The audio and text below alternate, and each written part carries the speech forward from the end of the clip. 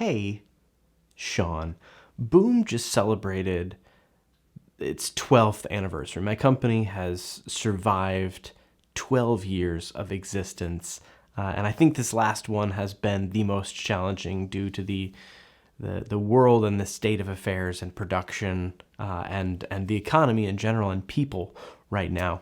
And so it's left me thinking, after seeing the things that I've seen as a business owner and interacting in the ways that I have with other business owners and other companies and other agencies, and then watching the news and the election cycle and the economy and watching what companies have done and have not done during the pandemic, I'm left thinking there has to be a better way to have an American business. The idea of a great American business has to change. And I wanted to explore that for a minute with you and ask for your help.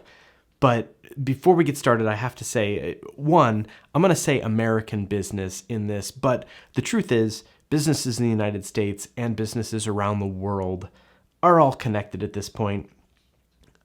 I say the businesses in the United States because we have policies that allow things that maybe aren't allowed elsewhere, which is why American can be such a good haven for business, because you can get away with quite a bit here. The other thing I wanted to say is that there are going to be three kinds of people who watch this video. There's going to be the people who agree with me and with whom I agree with and who I've shared ideas with and learned from to land where I'm landing right now. There's going to be people who are genuinely curious and who are coming into this with an open mind and the ability to have a discussion. And then there's going to be the people who think I'm a naive idiot, and they're going to say mean things about me, my ideas, my thoughts, my experience, and my hat. And before you make fun of my hat, my friend Allison made this for me and glued all the glitter on herself. Thanks, Allison. So quickly to start, I think that the current way of doing business in the United States is broken. I think you can run a business any way that you want, but the most successful companies and the businesses that are these great American businesses are greedy and selfish, and it's because they're publicly traded companies that have a fiduciary responsibility to their shareholders. And because this becomes the backbone of any large business where you have a fiduciary responsibility to your shareholders, it means that you need to have profitability so that your shares are worth more. You need to be doing good stuff with your shareholders' money. And that also extends in smaller businesses. If you have investors, you need to be looking after your investors and their investment. And it even extends into politics a little bit, where you have to work for your donors because they're the ones that are going to give you money. So it's sort of a system where it doesn't make a lot of sense for any business to do things right. And oftentimes the executives are shareholders of these companies, and they're even incentivized to own more shares, and they get given more shares the longer they stay at these companies. So it's in their best personal interest to make that stock as valuable as possible. And that comes at the expense of customers, employees, the environment, and to an extent, I would say the community, in that when there's money moved around in a way that minimizes a tax burden, that lack of tax revenue in these communities has a tangible impact on what it's like to live there and what it's like to be a part of that community. So the problem is this idea of the fiduciary responsibility, I think, is rooted in a good place of, if there's these massive companies, they're beholden to their shareholders to say, we're not going to do awful, evil things because our shareholders won't let us. They're going to make us, stay on the straight and narrow. But the truth is that the shareholders now, like so much of the stock market, I'm not going to look at the stats, but it's like 90% of the stock market is owned by like 2% of individuals. So these giant companies aren't controlled by a whole bunch of just, hardworking middle-class Americans. These are giant firms that just move money around for a living. And I won't get into how much the stock market bothers me, and how, while technically equal, it is so wildly inequitable and only succeeds in increasing the wealth gap in this country and around the world. This isn't that video. We're talking about business.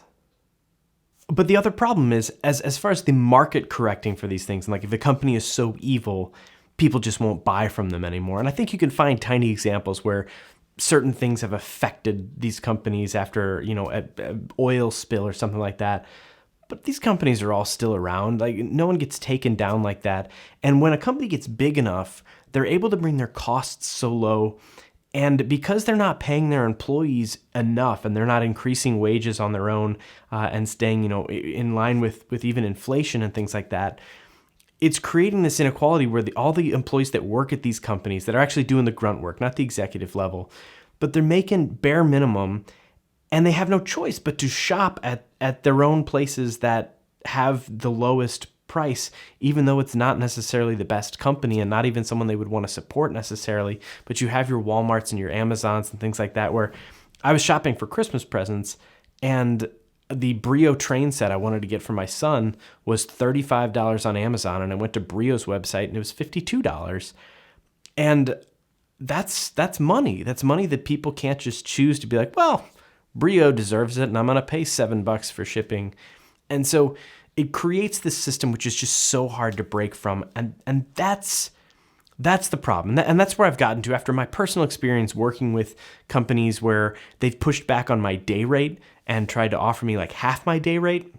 And in the cases where I used to take those jobs, I would go on them, and there would be like meals where the executives are expensing wild alcohol bills at lunch and things like that. And it's like, you just whittled your creatives down to below a living wage for what they're bringing, and you're throwing away money.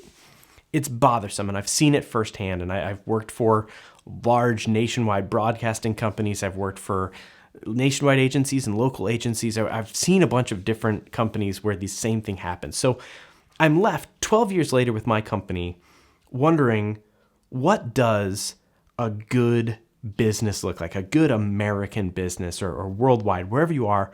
What are the priorities of a good business? And for me, where I'm landing right now is I think your employees need to be your absolute first priority. You need to take care of them. You need to give them the benefits that they need. You need to pay them fairly. And if you're someone like me where I don't have employees, I hire contractors, I do my best to compensate those contractors as best as I can. And I make sure that I ask my clients for the right amount of money, and I budget things in a way where I'm not holding excess money for myself, and like I'm not marking anything up. Of if I get money to hire a contractor, I use that money for the contractor. And so your employees have to be first. And then I think the community and your environment need to come second. And there's a problem that I don't have a solution for with the community, because I don't think you should volunteer to pay extra taxes. And I think you should give where you can give to charities and things like that. But there are things that need to happen that there's just so many tax loopholes right now that you'd be a fool in many ways to just pay more taxes than you need to. If there's an incentive to lower your tax burden, you'd be smart to take it. I just don't think that should be an option, because you're having people who are smart enough get out of that, and then there's people who are being fleeced by it because they don't have the money to afford an accountant that can work these things around. And so it's a dumb game that's played, but it's hurting our communities because it's reducing the revenue that they get, and it's not being reduced on the people who could really use a break. It's being reduced by these massive companies with way too much profit. And then the third and final priority, and I know people say the customer's always right, but I think your customer should be last. I think your customer is purchasing something from you, and you need to deliver on your promise to them. But I don't think you should go above and beyond to make your prices as absolutely low as possible, so that it comes at the expense of, your employees or the environment or your community. But that's tough, and that's a tough sell, and it's a tough way to run a business. And even if almost every business functioned that way, where we charged more, we paid our people fairly, we looked after one another, we provided the right benefits, if there's one company that comes in as low as possible because they screw their contractors and they dispose of things incorrectly and cut any corner that they can, they're going to get a bunch of business, and then they're going to create this situation where, because they have all the business, they're going to hire people to do those jobs on their terms. And this doesn't just apply to video production and the creative field. This applies to anything. And so as I'm looking to 2021, I'm trying to think of, what do I want my business to look like, and what would a good American business look like? What does a good business anywhere around the world look like? And so I'm asking you for your help. If you're not commenting on how stupid I am and the hat, I'm interested to know, what do you think the priorities of a good business should be? Where have you seen them well executed? How has that worked out? Is that sustainable? Have you seen companies try again and again? Have you worked for a company that tried and then that company is no longer around because they tried to do things the right way and it just wasn't profitable? I really want to know, and this isn't like an ice bucket challenge or anything. I'm not calling people out if you don't want to, but I have a few viewers and friends who watch these videos. And so I kind of want to know, Fabian, if you're watching, you live in France and the community is different. I'd love to know what it's like there. And if you look at American business and what you think, and if you're willing to throw it in the comments about what you think, I'd love to hear what you have. And if you'd rather keep it out of the public comments, feel free to shoot me an email. But Justin, I'm not going to out where you work, but you see things, and you see institutions, and you see things where corners can be cut to save things at the expense of other things. I'd love to know your opinion.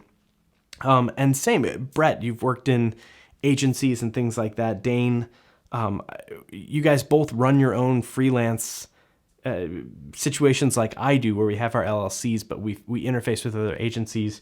Where have you seen it done right? Where have you seen it done wrong? If you're willing to share. And John, formerly of German Survivalist, if you're out there watching under some new account, I'd love to know what it's like in Germany and where you see it being done well and where you see it not done well. And to anyone else that watches these videos and anyone else who made it this far into the video, I'd truly love to know what you think. And am I just being a naive idiot? Is there a way forward? And what does that look like? Even if it's ridiculous, even if it doesn't make sense and you feel dumb for saying it, the comments, I will do my best to make sure that they remain a nice place. And the dumb comments about my hat, I will get rid of. And any comment cutting down somebody else and their ideas, I'm going to get rid of. I want to have a discussion because I think it's important for us as business owners, as creatives, and as citizens of our nations and our world. How do we create a business climate where we can create stuff that we're proud of, take care of ourselves, provide for our families, and take care of the people who do the work with us and who make it all possible? That's what I'm thinking about, and I genuinely love to know what you're thinking and if you've got any thoughts on it. So that's all I got. Talk to you soon. See you later. Bye.